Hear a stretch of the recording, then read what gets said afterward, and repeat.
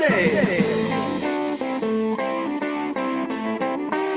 Every Sunday, side by side at the microphone, from the green light to the speed trap, Chris Switzer and Ray Carino calls them as they sees them, and you better believe them. Here, relevant news, biased opinions, and outright bullshit regarding every aspect of automotive culture. Gas, with mechanical trickery never before revealed over FCC-regulated airwaves. Thrill to the explosive tension as Chris and Ray cuss each other down the track and barrel roll across the finish line, laughing at certain disaster as they shake hands for the devil. All that and much more this Sunday at high noon on the Motormouth Radio Hour. Call in and speak live with the Wizards of Speed and live feed, Chris Switzer and Ray Carino. Bring the whole family. Kids under 12 get in free. Every Sunday at noon on WHPC. Take the Long Island Expressway to the Meadowbrook Parkway and look for the sign saying no parking on the expressway and no express service on the parkway. Go right on Highway 24 to Garden City. $2 all-day parking includes pit pass. Sunday!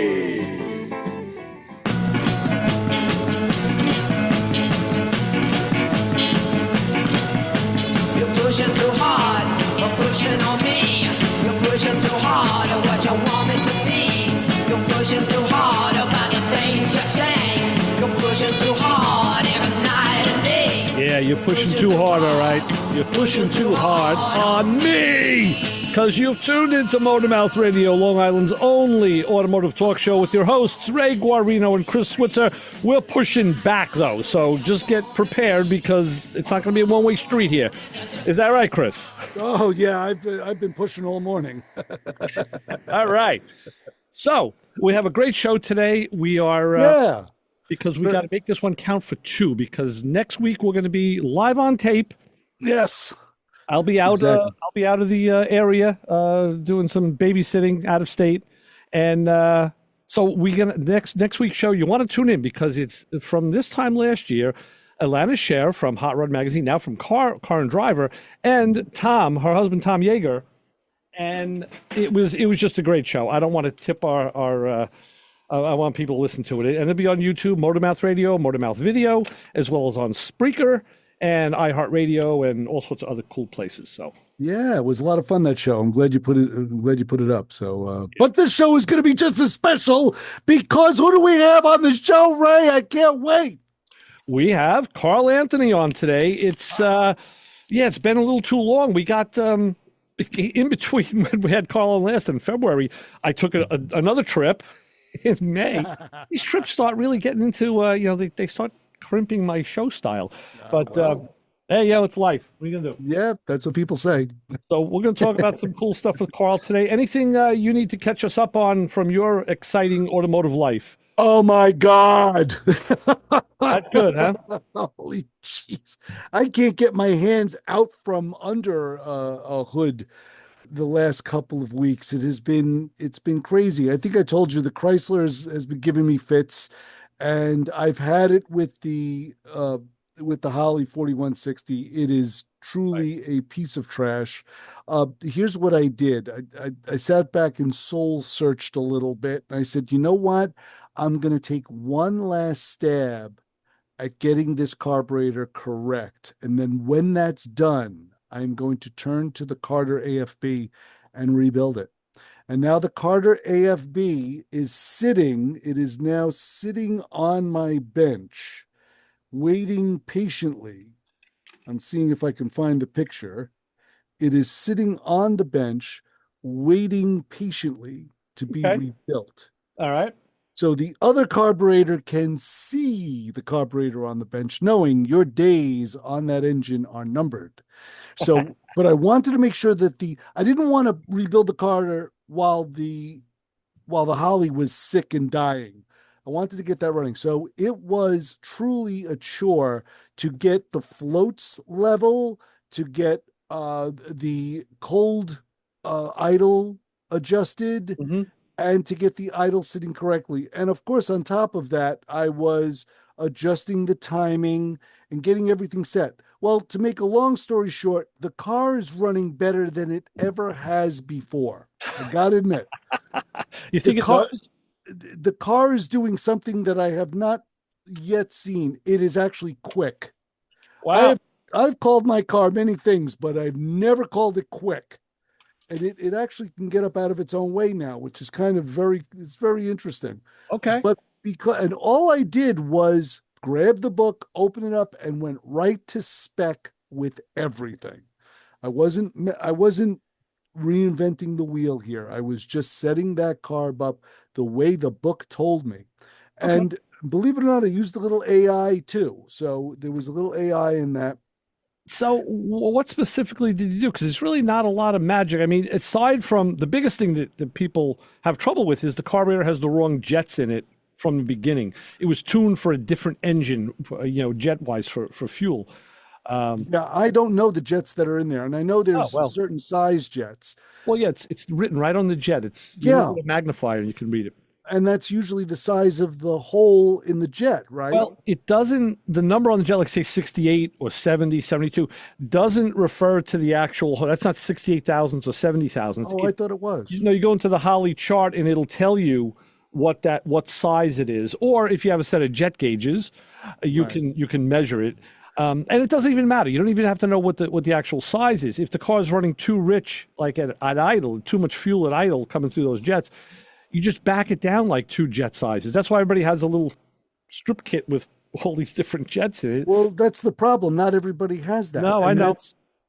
This is why I don't like this carburetor a lot, because it involves all of these extra things. I want a carburetor that just works, and a Holley is not that carburetor. Then you should have got you should have got a quadrojet. And that's what I'm doing. That's what No. I'm taking. No, I'm not. I can't. I don't want to put a quadrojet on. No, that car. and I'll tell you why I say that, because quadrojets are a lot more kind of precise in their metering. They the are. AFBs have metering rods. They do. So the rod, the spring that rod goes through, and the jet that goes in are all tunable together. Yes. Or you could actually change the springs without changing the rod in the jet, and you could change certain. You could use maybe 2 or 3 different rods in the same jet. It kind of just moves you up or down on the rich and lean scale. So I had to buy more stuff for the AFBs than I had to ever buy for the Holleys. To tune them. Yeah, to tune them correctly, yeah. All right, well, we'll see how this one goes. And yeah, like you say, worst comes to worst, I'll get a quadrojet and I'll drop it on there. It doesn't matter to me. But then you're going to need a different intake, because I would imagine you have a normal bore intake. Well, it's the same. It's the bore that'll accept the Holley and the Carter. Which is not a quadrojet, right? So that's where we get into, like with the Malazzi Impala, the car had a quadrojet intake, but Mike had put on an AFB that's a normal bore, so he put the adapter on, which really cut off half of the primaries. That's what it did. It let the secondaries be free because that was big, but it cuts off half the primaries. So yeah, did it work? Yes. Is it the right way to do it? No, not really. Right. Will it get compromise? Yeah, it will. Do I like it? No. I mean, I even told the guys, listen, I would look for the original. If you want to keep an AFB, I would find an original AFB manifold. And yeah, that's not a problem with me either. I'll swap the manifold out on this. It's only an Edelbrock aluminum manifold. That's all it is. I mean, it doesn't look like any great shakes from my point of view. You need a C4B. Who? C4B. That's the intake you need. Oh, okay. I'll write that down. I need a C4B. And you know what? Those intakes are all over the place. They're like, but they're so common. Remember at Englishtown, the guy that had the big intake manifold? I was always looking at all the weird intake manifolds. They're all over the place. The only problem with an older intake or any intake that's used is you want to check all the holes for the carburetor studs to make sure they're not broken or stripped. Right. Water, the water jacket, for the thermostat housing, or make sure those threads are in good shape. Mm-hmm. And that there's no other. Actually, if a manifold's been on a car long enough, and with bad grounding, galvanic reaction takes over, and by the water passages on the side, they'll rot out. They'll just literally rot out. Really? It happened to Frank from Centurion Cruises on his car. Really? Wow. No, I never expected something to actually rot out on the inside of a intake manifold. Yeah, that's why I had Bill Carberry. When I did my car, I said in the bottom tank of the radiator, I had him put a zinc anode. The zinc anode is just like in your water heater at home. It's a sacrificial anode. Right. Because if a car isn't grounded correctly, it'll find ground. We talked about this a long time ago. Go out to almost any old car with a volt-ohm meter and put negative on the the battery negative post and put positive on the radiator hose, on the rubber hose, you'll get a voltage.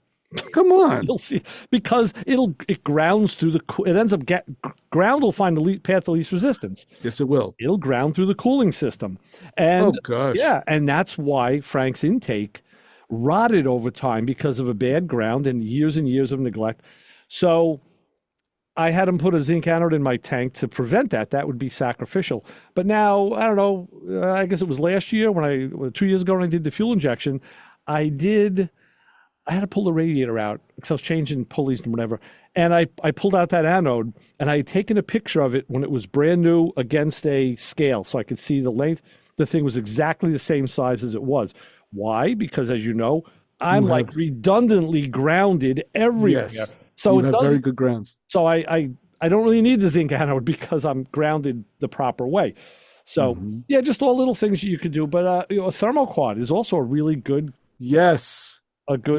carburetor. That would probably, but that's a little newer, right? A thermoquad is 70s, 70s and 80s. Sure. I remember them, the plastic body thermobog. Well, but the reason they did that was to insulate the fuel so that it didn't heat soak on the big block engines, and it worked really well. Plus, the good thing about the thermoquad is it's got bigger fuel chambers, fuel bowls, so you actually hold more fuel in there for that's a performance thing.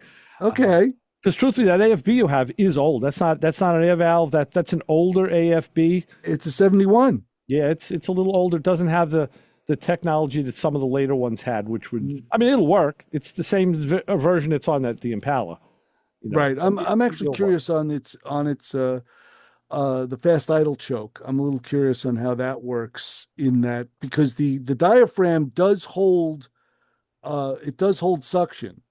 There's a diaphragm on the side of it. That could just be a pull-off. That could just be a vacuum pull-off. Because I was just talking to Kevin about this. Does that use a divorce choke off the intake manifold with the spring with the rod? No, it doesn't. I did not see that. I don't see a spot for that, for the hook and the rod. I didn't see that. All right, so then it doesn't have an electric choke on it. No, it doesn't. So what does it has? That's what I'm questioning. That carburetor could have been set up for a manual choke, a cable. Oh, maybe. It very well could have been. Yeah. So now you don't know what it was off of, right? Right. So so basically, what I can do is I could probably retrofit an electric choke on that if need be. Yeah, go to Mike's Carburetors. Look, I think he has kits where you can do that. You can retrofit. He'll sell you the housing, the choke mechanism, and you just have to run a wire from the ignition. Want it with ignition on. I may do that, or I may get a regular stove choke like I have on the Holley, just a regular spring. Yeah, your choice. Whatever you want to do. Yeah. Yeah, because I want to keep it as simple as possible. That's the problem. Because I don't want to bother with it. Well, no, I know. It's like this carburetor is worse than the two Zenith Strombergs I had on the TR6. This is worse. This is a more fickle carburetor. Like, here's something I've found interesting. If you're adjusting the floats on the carburetor, the whole idea is to undo that little screw on the side, like your sight glass, and you want to get the level of the fuel to reach the bottom threads of that sight glass. Right. Easy concept to comprehend here. And you have to turn that screw up on top and adjust it with the nut counterclockwise. That's if you have a center hung float. If you have a side hung float, you don't have that adjuster. Oh, well, just so you know. So this is the center hung. That's the better fuel bowl, by the way. Well, one thing I found interesting is that as you're adjusting it, it is spraying gas. So you have to figure out how to ride that screw as you adjust the nut. The screw should have tension on it. It really should. Yeah, so it was doing those things to get it. Now, mind you, you can crack it a little bit and it doesn't react right away. You have to crack it and now wait. So you crack it, adjust it, shut it off. Now you sit back, because it takes time for that float level to. Oh, it's immediate. But the other problem with that is I wasn't seeing anything immediate. Yeah, it should be, because it's attached. The screw is attached to the seat, the cartridge that holds, the seats, and that's right on the float arm. So as soon as you turn it, it moves the float down or up. But the other problem is once you pull the sight plug out, the brass plug, any vibration in the engine can let fuel slosh out. Yes. So what Holley sold many, many years ago, we all bought it's like a lucite plug that you take the brass plug out, you plug this in, and now you can see through it. Which is a smart idea. You don't have to worry about taking the brass plug out. Truthfully, I always rely on just a good dry float adjustment on the bench. Mm-hmm. That's how I like to do it. But speaking of the bench, shop door opened. The lifts fluttered. All the parts flew off the shelf, and Carl Anthony entered the room. So,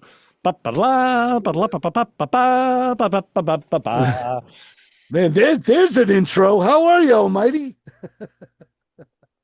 We got no. We got no audio. No audio, Carl. No audio. Give us some microphoneage. That. So here, can you guys hear me now? Yes. You sound fantastic. Crystal clear tones. Yes. Thank you. So it's just, I'm used to being on meetings during the day and I never speak first. Like I just always, I'm like one of the last ones to present. So just out of habit, every time I get on a call, I just have my microphone muted. And so. Right. So yeah. So thank you for the intro though, Ray. Excellent instrumental. It's been a few minutes. Like I said, we've been busy in our non-busyness, so that's why I realized we haven't had Carl on in a while. I got to get in touch with this guy. Yeah. I'm sorry. And good timing, typical Saturday afternoon text, and so I mean it fits with our current. It fits with what we've done for the last 10 years, where you text me sort of last minute, and you're like, "What are you doing tomorrow?" And usually for the last 4 months, I've been waiting by my phone every Saturday afternoon. So if somebody asks me, "Hey, are you free on Saturdays?" I'm always like, well, I don't know. I can't make plans on Saturday because Ray might text me in the middle of the afternoon and I don't want to miss that text. And so subsequently I can never make plans on Sunday. Right. So I just wait until I hear from you guys. We've ruined your weekends. Well, you can always reach out to us and you can just say, "Hey, listen, what are you guys doing this weekend? You want to talk?" And we'll probably say yes, because the other guests I've been trying to land, nobody is, I guess, in the summer, every season has its problems. We've been trusting this guy, Brendan Vatuski. He's a Hot Wheels designer. Yeah. I've been playing tag with him now for like 3 or 4 months between his schedule and then our schedule. And some guys are just hard to nail down. So, whatever. I saw a Hot Wheels, no kidding, a Hot Wheels vending machine last night at the mall. All right. Really? Yes, I had to do a double take. So 2 things here. One, you're like, "What are you doing at the mall?" And I'm like, "Well, I did have to get some clothes. I've got an event to go to this week, so I had to do a little shopping and get some new clothes." But I walked in by the food court. The mall is 12 Oaks and Novi for anybody who's familiar with the Detroit area. So I walk in down by the food court, and at first I thought it was a video game, but it's an actual Hot Wheels vending machine. That's hysterical. That has everything in price sort of from like $2 to like $16, just depending on like what the model is. And you just go through, it's a digital screen, you make your selection, you're like A5 or B6 or whatever it is. And then they had some mystery ones where they're wrapped up like in a red bag. And it's just, I guess you just get whatever you get. Yeah. It's the first time I've ever seen a Hot Wheels vending machine before. I'm thinking of the vending machines like the pretzels and potato chips with the spiral.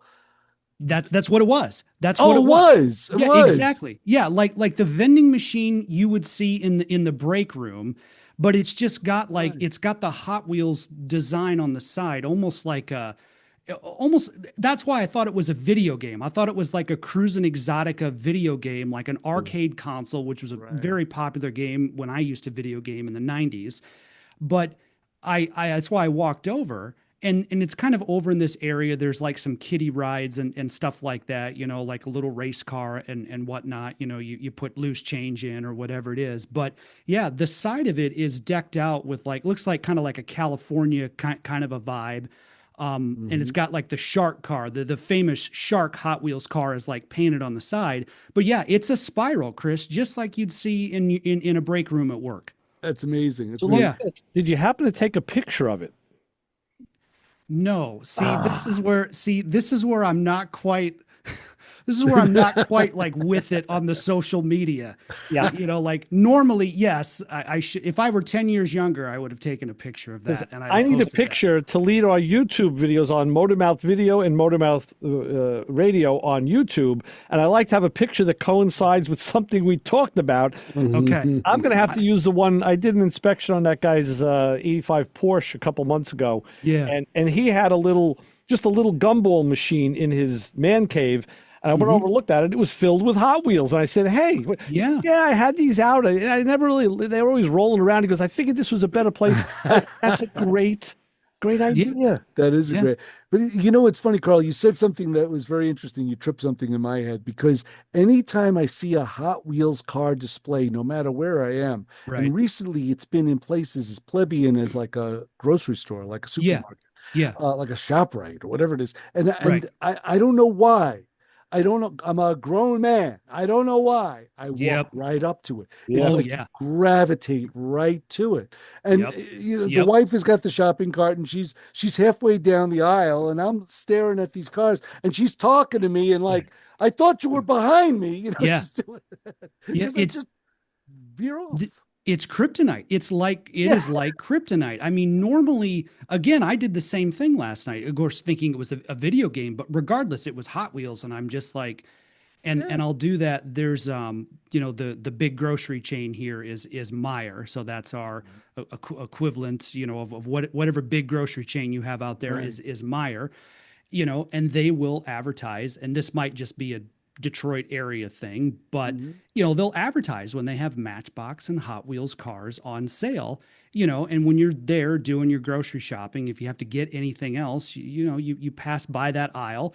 And it's not all kids in that aisle. It's like dad and kid, and dad is like equally into it as well. And Yes. even I've taken a gander down there, like, you know, for those who are going to watch this on YouTube, like up here at the corner of my shelves, these are Matchbox cars that I still have in the box, and I've got Hot Wheels ones too. But you're right, it's like kryptonite, even to grown men. Oh, no, Brian it's just true. sent me a picture of what looks like kind of the same thing. Brian, if you're around, give us a call, 516-572-7440. And Glenn just sent me a Hot Wheels vending machine. Too. Good. So I guess I don't have So to. they're out there. I guess I don't have to. Thanks, guys. I guess I don't have to. Or Glenn, you can call 516. And if you want to text us here, it's 203-670-4127. The text is still operating, still There's a running as well as a call. First Hot Wheels vending machine I've ever That's seen, pretty amazing. and maybe they've been out there a long time, but this was the first one I had ever seen before. Very. You know, you can just go on Macroman Brian's tool truck, and Yeah. and I've heard that in certain drawers there are certain choice selections of Hot Wheels and Matchbox cars that you can maybe purchase. And that's a funny thing. I didn't purchase any. I just wandered up to it. Yeah, And right. and I can only imagine just that the slow turn of the head and that Yep. slow, even walk up Yeah. to it, Oh, just yeah. to go, What would oh, it take? right, exactly. Just the eyes boggle. You're looking at everything, taking it all in. My mom is a faithful Motormouth radio listener in I'm in so Sioux Falls, sorry. South Dakota. So we do have one listener out in Wow. South Dakota All for right. sure. So my mom is listening in Sioux Falls, South Dakota, but every year she gets me as a stocking stuffer some kind of Hot Wheels or Matchbox car, like clockwork, every year, and it's That's awesome. it's among the best gifts I ever get. All My right, mom used to do that too. I still have them hanging here in the basement. Mm-hmm. We have a gift too. We have a caller, so we'll go to the phones and say, "Hi, caller. You're on with the Motormouths and Carl." Hey, where's that machine at? It's And Glenn. Brian's on hold. We got Brian on line too, so we've got him stacked and racked here. So the machine that I saw was in 12 Oaks Mall in Novi, Michigan, which is a suburb of Detroit. It was over by the food court section. First time I'd ever seen a Hot Wheels vending machine in my entire life. Yeah, I believe it. Very Yeah, cool. there's none around here. I don't think. Well, I don't go out and shop much. Where did you see yours? Where did you see that the picture you sent, Glenn? Where'd that come from? I just did a search, Google search, found it. Oh, okay, Yeah. gotcha. All right. Yeah. I could have But done. yeah, Yeah, I it- was gonna do that, but Okay. Yeah. But either way, I thought it's a cool idea. It's like the real deal. What's that Carvana thing? Imagine just Yes. hit the button, you get a real Yeah. car. Yes. Yeah, only Just smaller. Yeah, less only expensive. the Carvana. Yeah, the Carvana thing, you can't shake it and try and get a couple of extras out of it. But the Carvana one. That's what I was thinking, Chris. Like, what happens if the thing gets stuck, right? Yeah. To get your car out. Yeah, you know how crazy people get when their potato chips get stuck in the Right. in that. You rock that thing. Yeah, can you imagine getting a Here's my $16? I need that. Right, a $16 Hot Wheels is you're not going to leave it hanging there. Or your That's it. Ford Now the Explorer price of them has stuck. gone up higher. Yeah, right. Yeah. I had a note here to tell me how to bring two callers up together, but I can't find it. So I don't know. I've only done it once. You just figure it out. You got to hit the two buttons at the same time. Yeah, and then you're on Right. the same pot, so that's the problem. You're both on the same level pot. So Yeah. hopefully Brian will call back if you. Yeah. Well, very good, Well, Glenn. I'll jump off, let him get on, but just wanted to say what's up. Very Trying to good. get some things done and figure this out. Let me tune in. It's not too busy a Sunday, and Yeah. keep moving on. All Excellent. right, gentlemen, have a great day. Okay, Glenn. You Thanks. too, friend. Thanks, Good to Glenn. hear from you. Okay. Bye. Brian, you're free at will. Call at will, brother. Pick you up. So- 516-572-7440, or you can text us at 203-670-4127. That's the numbers to get It's, hold of when us. he said get stuck in the vending machine, I'm thinking like a full size, your $80,000 GMC crew cab truck Right. gets stuck. Yeah. You know, You got to shake it. you got to shake the whole tower. You know.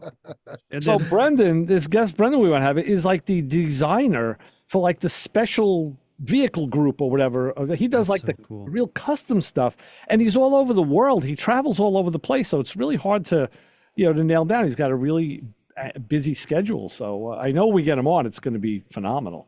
Right. Right. I am sure that there have got to be countless generations of car enthusiasts that was one of their earliest memories. It was one of my earliest memories. Sure. There's got to be countless stories like that out there. All right, well, here's another one. Let's go to the phones and say hi. You're on Automotive Mouths. Hey guys, what's going on? You're talking my stuff. I know. We're chatting, Brian. What's happening? Hey, Brian. Hey, Brian. What's going on? Hey guys. Yeah, those vending machines started up in airports, believe it or not. Okay. Oh, wow. And like I said, it's just trust me, there are some days I sell more Hot Wheels than I do tools. Really? That's incredible, right? Yeah. Really? Yep. Well, the question I have is your profit margin better on the tools or the Hot Yeah. Wheels? Well, Depends, I it's, think. it all is all about the same. I Okay. mean, it's not bad. You just got to sell a whole bunch, a lot more Hot Wheels than tools. Yeah. Right. You know, Exactly. it's kind of hard to say, hey, I had X amount a day, but, you know, it's the month dollar value is a little different. But, Sure. Right. yeah, those anything Japanese right now, the kids go crazy for. Wow. And all that historical Japanese and Yep. skyliners and everything. That's why I can't wait to get Brandon on so I can talk, because he designed one of my most favorite, which is the Gasser 55. Yeah. Yeah. And they always that's in a very popular. The Gasser 55 is a very popular casting and usually sells out instantly, and it's hard to find. Mhm. But these Skyliners are kind of nipping at the heels, Wow. taking us old guys out of the picture. Yeah. Well, Yeah. Right. everything. But I wonder if that movement towards the Japanese cars is because of things like Fast and Furious, which would be my generation. That You is know. the Fast and Furious generation. They're celebrating 20 years, Yeah. Yeah. 25 it- years is been- celebrating. yeah. They come out with a whole new cast, a whole new line of cars, Right. and they sell. Yep, because Paul Walker's Toyota Supra in the first one was, and that was before you could even get a Supra here. That was, and forget about like the modern day Supra, like the orange one in the movie with like the superhero with the fist on the side of the car, like that was all those JDM cars. That's all my generation, and that stuff is coming up in the Haggerty bull market list too when you look at that. So Yeah. Yeah. Not surprising Uh, that people want them as Hot Wheels. Yeah, and it's funny because I had a few buddies of mine were importing that stuff. You know, they go over to Japan, do the government workout sheets, and they were selling those cars, you know, for $4,000 or $5,000, and then comes the movie, and now you can't touch them for $50,000, Right. and waiting for them. I mean, you know, it's not like I say the same thing. A 911 air-cooled motor, 911 air-cooled, nobody wanted those things for such a long time. Sure. Yeah. You know, I had a handful of them, and I traded them around and got rid of because I can always pick this up. And then, of course, one night, go to bed, you wake up, and everything's $100,000. Yeah. Yep. Yeah. Yeah. Yeah. And I say that with anything. Tri-Fis. And I don't want to upset Chris, but his 4100 might be worth money one day. You better save it, buddy. I think that's only a testament to why Brian doesn't sleep. He just stays up all the time. He never goes to bed. But how many times have we talked about on this show that the collector car culture evolves? Ray, I remember you saying one time, Sure does. you were like, I didn't want a Duesenberg back in the day because that was an old guy's car. Right. And then you go through the Detroit Muscle era, and then that kind of cycles through. And then now you've got Dodge Vipers and JDM cars that are now kind of Mitsubishi Eclipses, right? That are now at the top of the list, because that's my generation now coming of age and saying, well, the cars we'd like to collect are the cars of our youth. Sure. Look at the square body trucks. I mean, you can't go near them. Yeah. Yeah. You know, it's amazing. You look at like the Lexus, what was it, the 430, the sedan thing? Yes. Gorgeous car. I see and I see these things everywhere now, lowered, ripped up a little bit, they got the motor in them. Right. And 10 years ago, you would have said, that's my grandmother's car. Yeah, exactly. Yeah. Right. Yeah, 4 doors are in now. It's amazing. When we were kids, a 4-door car was used parts parked alongside the curb. That was the party car. No one cruised in a 4-door unless it was your parents' car. I mean, but it's crazy, and that's even like my old another one of Chris's favorites on his wish list, my 4000 Quattro. Yeah. Sedan version. I have the sedan version, which is the 4-door, and back then everybody wanted the 2-door coupe, and I just couldn't find one. And now I got guys, hey, you want to get rid of that car? And I'm like, what car? The one in your backyard there, And I'm like, it's okay, bud. Yeah. No, you should say yes. Keep walking. No.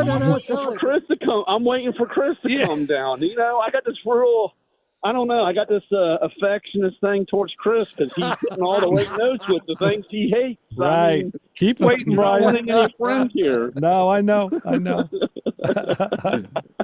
It was good talking to you guys. I know that you got Carl on. Yeah. He's good to hear from you for this year, but I'll have to catch up, and hopefully we'll get the other guy on and we can talk Hot Wheels. You got it. Get our cars out and play on the track. So love it. All right, Brian, always good to hear from you, man.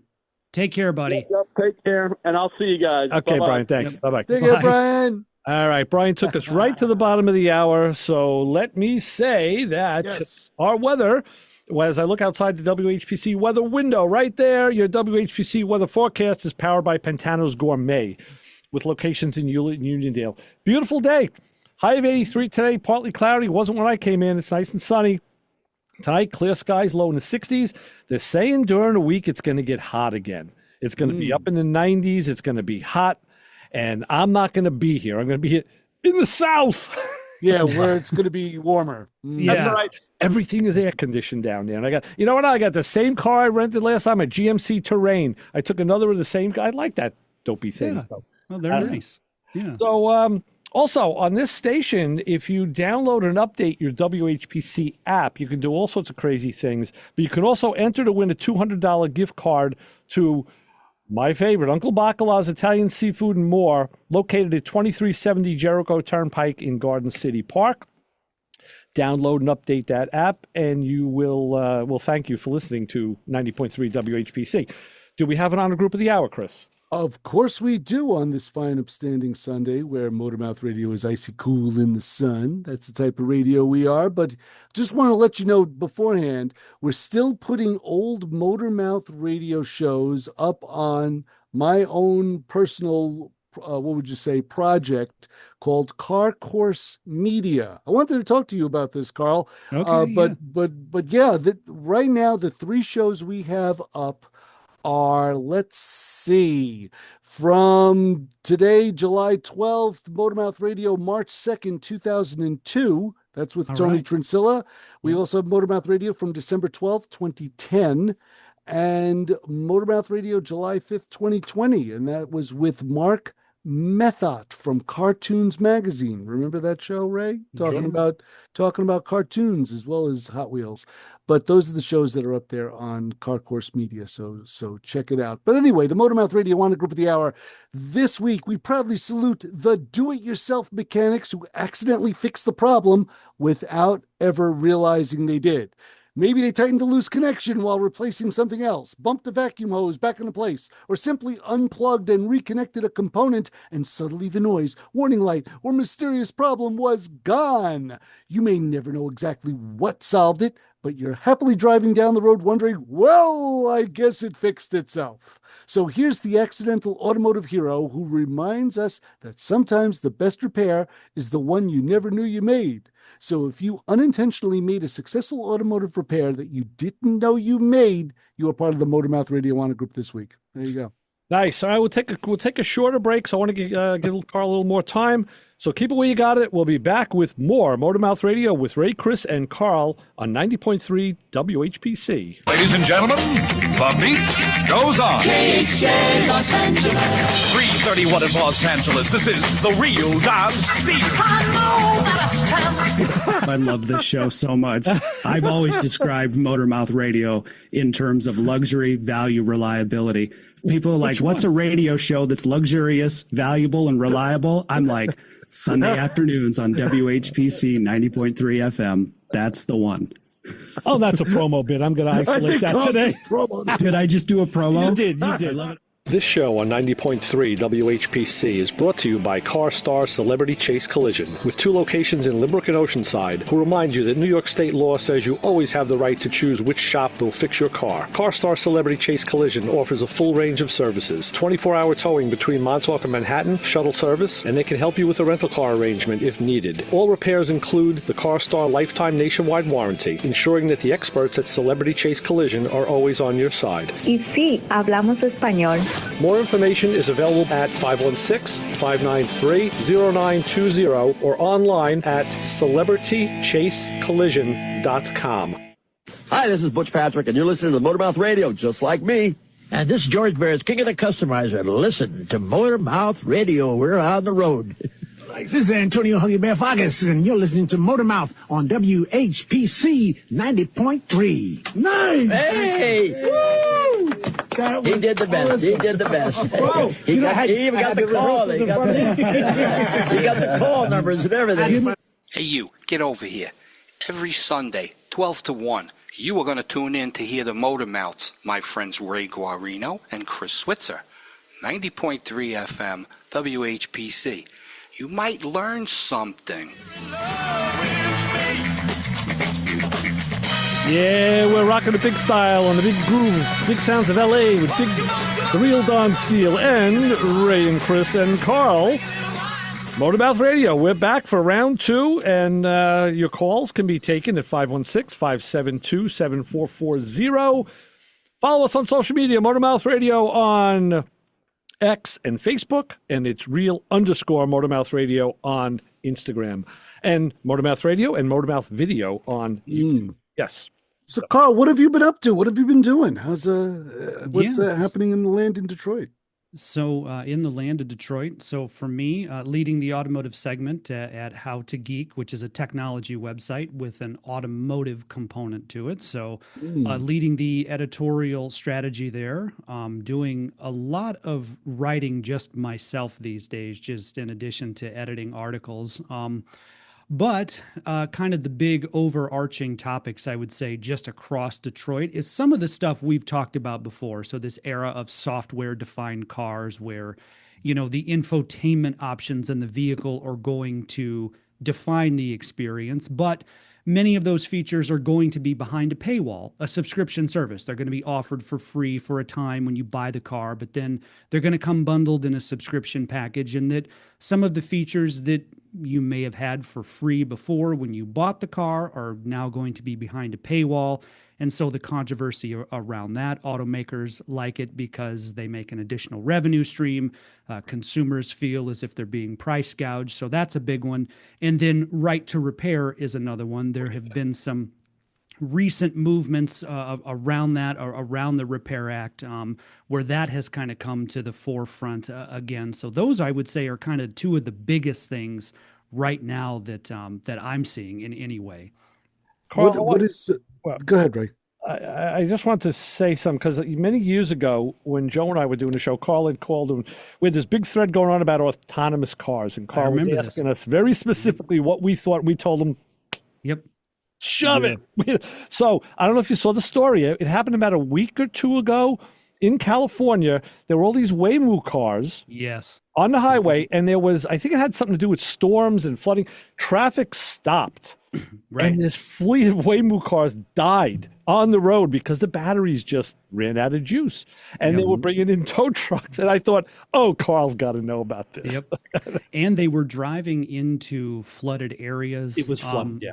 And they were ignoring, in other stories, emergency response vehicles and things like that. Yes. Just things that a human would know. Hey, you don't drive into that flooded area, or there's an emergency vehicle, I need to pull off to the side of the road. And so this was, Ray, when we started, it's been over 10 years now that I've been on this show. Yes. And at that time, and some of you may remember this, at that time, there were some big promises, even from the major OEMs, of we're going to have self-driving vehicles by 2020 or 2021, like whatever the year was. 2020 was the magic year. Yeah. And then I think we got into this and we said, well, it's actually very difficult to make a car drive by itself because we are underestimating how much we improvise each and every day when we drive. Driving is a very dynamic activity. We improvise all the time behind the wheel. We may not think that we do, but we do. Yeah. And that can be, yes, in things where somebody pulls out in front of you, but that's just in little things like, oh, it was raining and this road is flooded, I need to go in a different way. Or, the sun is just really shining, let me move my visor, or let me put my sunglasses on, or suddenly this light is changing, or there's road construction. Like, we improvise in our vehicles all the time in the interest of being safe, right? And machines just don't do as good a job as that as humans. And I think that's the difficulty. And so I think that's why the autonomous driving conversation has kind of faded off.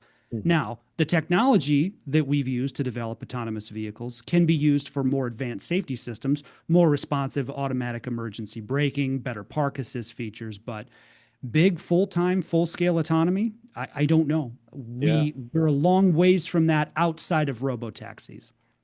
I actually thought it was going to get, and I know it has gotten better. I thought it would have ramped up even faster and gotten better. And then something like that happens, and you say, "Wow, who screwed the duck on that one?" That was like those engineers they're in the head office, getting reamed. But okay, so that was something that was. I just want to keep that in the conversation. Right to repair, of course, is something that affects all of us who work on cars. Absolutely.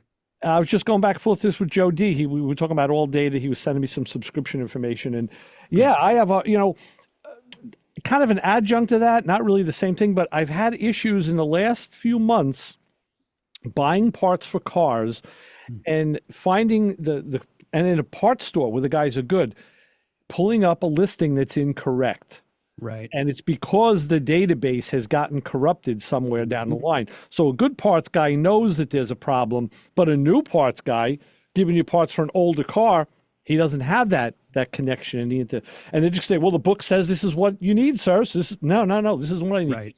So I'm seeing those things happen, which is concerning because now people who are relying on a parts guy to give them what they need um, is at a detriment. And Chris, I know the story that's one of your favorites this week. Of course, O'Reilly is in a bid to purchase Napa. So your two favorite stores can be now joined. Was it like $9 million or something? Was the prospective purchase price? Yeah, I think, yeah. I mean, and I think, and you guys will know this better than me, but Napa has, like, they cater a lot to commercial mechanics as well. And they're different because a lot of those stores, Napa stores, as I understand, and if I'm not right, correct me on this, but a lot of their stores are independently owned and operated franchises, and O'Reilly's has more of the corporate structure. And so I think one of the concerns is that if you like really look at this, and this is the case here, like where I live. So I live in the Novi Walled Lake area. Like, just across the country, I had read part of this is that Napa and O'Reilly stores, they're within a fairly close proximity to each other. Like, that's the norm across the country. That's the case here. In just my area where I live, there's a Napa and O'Reilly within a short driving distance. And I think people are, again, worried about monopolies, and, Napa caters to these certain group of mechanics that, that maybe that gets lost in translation. That's the stuff I've seen anyway. Just got an update. Brian said it was 10 billion. 10 billion. And Napa says they want 18. So like, okay, so they're going to play that game. I mean, that's the negotiation game, obviously. We know how that goes. Right. But we were talking about this Thursday night and playing in traffic, and we were talking about how now what happens to those, because Brian has that, he's an independent tool guy under a tool company, but he's an independent dealer. Right. And like I said, O'Reilly's, a lot of those are corporate stores, but Napa's are independent. So how are they going to work that together? And with all the money margins and all that go with it, it's going to be an interesting thing. I don't know if we're going to hear the back end of that deal. They're gonna. One of the stores is going to get cashed out. It's either going to be O'Reilly's or it's going to be Napa. One of them is going to. I don't buy that corporate independent. The independent is probably going to get flushed, and the corporate will stay, and and Napa will disappear. Yeah. That's probably what's going to happen. Yeah, that's one way to. Yeah, and it's happened up here where Napas have popped up in the last 5 years, and right behind them are O'Reilly's, which have popped up. So Right. It's been probably about 9 years now, but I wrote a big article about this. And again, this is 9 years ago. So how much of this is still true but this idea of brick and mortar part stores, whether they were truly independent mom and pop shops or they were the Napas, O'Reilly's, AutoZones of the world, but brick and mortar stores against the online, essentially the Amazons of the world, and how at the time, many of the big names, your O'Reilly's, AutoZones of the world, were moving as fast as they could to online parts platforms. And that, these online retailers really were threatening the business model of the brick and mortar stores. Yes. But the counter to that, and some of the experts that I interviewed for that series of articles, is that with online comes the prevalence, or comes the risk, if you will, for counterfeit parts. And some of the other just consumers, just regular car people I interviewed for that article, they were like, yes, I understand the convenience of buying online. It gets shipped to me. And yes, if it's an AC Delco or Motorcraft, like, I can trust that. But, I go to the store and I like to hold the part, and I like to physically inspect the part, then put it back in the box and buy it. And that was their hesitation to buying online. Keep in mind, this was 9 years ago, but I do remember that specifically about how these brick and mortar shops were really having to contend with online only resellers. Yeah. And you also, walking into the store, you get the knowledge, or you should get the knowledge base that goes along with the store. So you buy the part and you get the advice with the part if you're putting it in, or anywhere along those lines, however you're going to deal with it. But you don't get that online.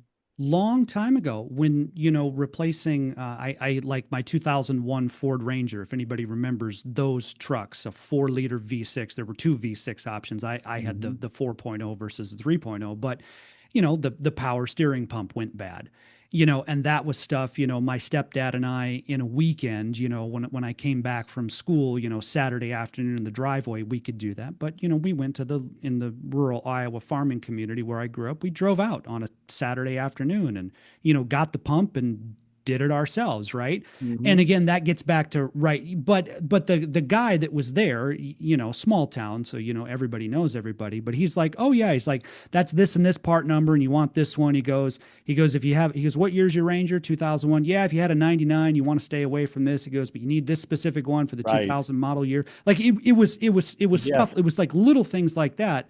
And then we did the work in the driveway, which is both of these things we're talking about: knowledgeable parts people and right to repair. Let me throw something else out. I have a rental car now. I'm out in the parking lot. It's a 2024 GMC Terrain. Sure, right. And as I was driving it yesterday, I noticed, hey, check engine light is on. I'm like, what the heck is going on?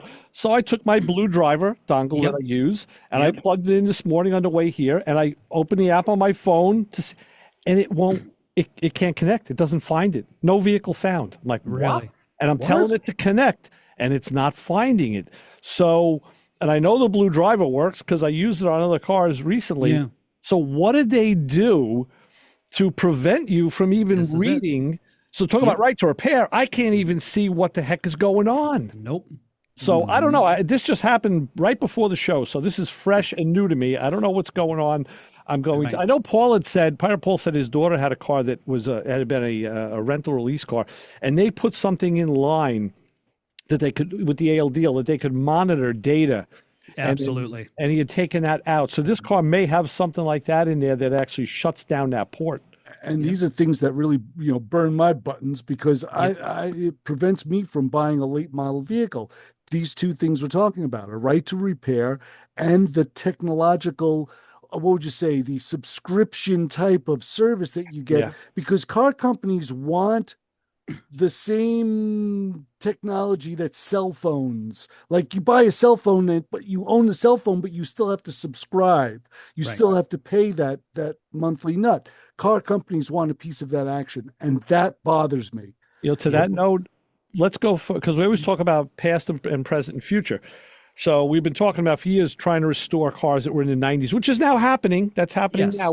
So let's say you bought a BMW or some kind of car that had subscription-based service for things, and the original owner put in the heated seats and maybe went for a stereo, but didn't take 80% of the other options. And now 20 years later, someone buys that car and they want to get on the road, restore it, whatever, and they'd like those other things available.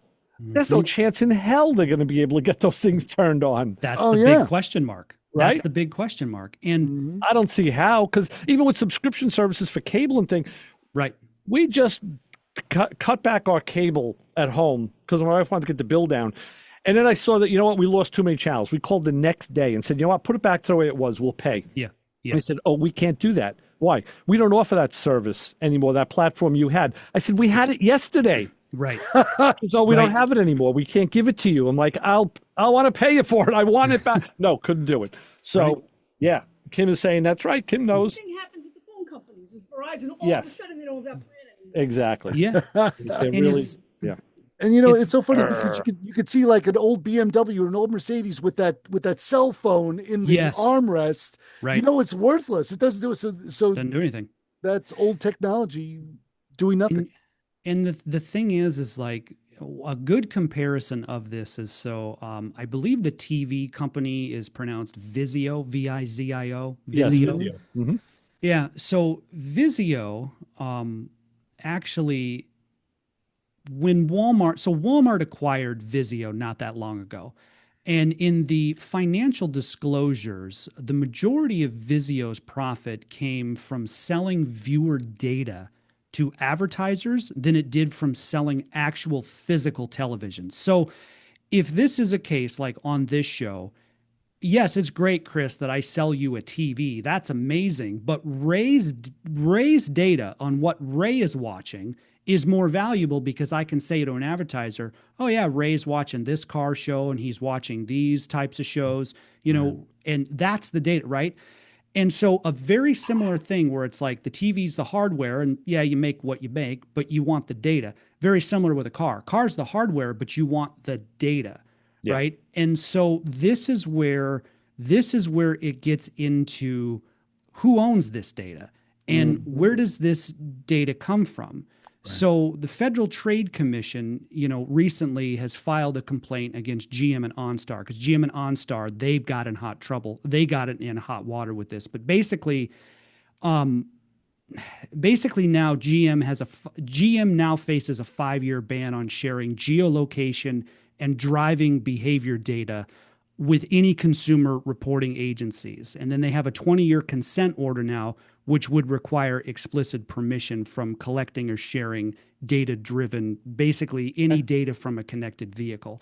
But where this stems from is that GM got in hot water by using a feature, basically an OnStar smart driver feature. They track driver behavior with that, instances of hard braking, late night driving, speeding, things like that. And they were doing that as often as every 3 seconds. That data was then sold to consumer reporting agencies who passed it on to insurance companies, and suddenly drivers saw their premiums go up. So basically, so the FTC put them in hot water, but California went after them for, and I'm skipping over a lot of details here, but long story made short, California basically hit GM with a separate about $12.7 million lawsuit, just shy of a $13 million lawsuit. California has in their law, it's a consumer privacy law that basically says that GM violated the California Consumer Privacy Act. So it's about a $13 million fine that GM pays to the state of California. However, GM earned roughly $20 million from the data that it sold. So even with the fine from the state of California, they still actually made money. So here's the issue with the software-defined / connected car is it the vehicle that's of the value? Sure, automakers will sell it and make money, but they're only making money on that one time. And the average vehicle on the road now is over 13 years old, which means people are keeping their vehicles for longer. So automakers need a revenue stream in between that time. Right, sure. This is the software-defined vehicle, but this is highly controversial. Where's my data going? Is it being sold? I paid for these features. Why should they be behind a paywall? And this is the ever ongoing debate. Right. And it is a point of contention because it's a nerve. Yeah. It touches a nerve. You don't want to pay for the car and then pay to subscribe to the car for those features like we want you to do. And right to repair is in this same line of thinking because consumers look at a car and say, that's my car, or any consumer, because right to repair actually covers farm equipment.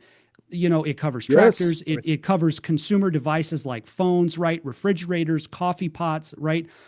Consumers look at it and go, if I bought it, I own it. It's mine. It's my thing. And automakers go, no, it's our intellectual property.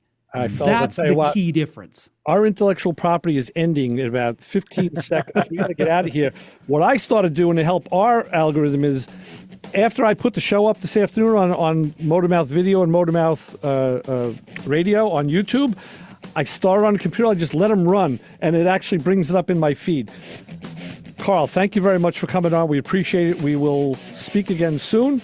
Always a pleasure, guys. Thank you so much. We will keep in touch, Carl. Yes. Please. Carl, what do I tell the people waiting for me outside in the parking lot? Don't follow us home. That's a good one. And don't follow me down to North Carolina because I'm going to be driving like a madman, screwing up the data on this damn terrain that has a check engine light. All right, we'll be back in 2 weeks. Next week, for Alana and Tom. And we'll see you all then on Motormouth Radio on 90.3 WHPC. Thank you both for listening. See ya. All right, guys. So long. Thanks, Carl.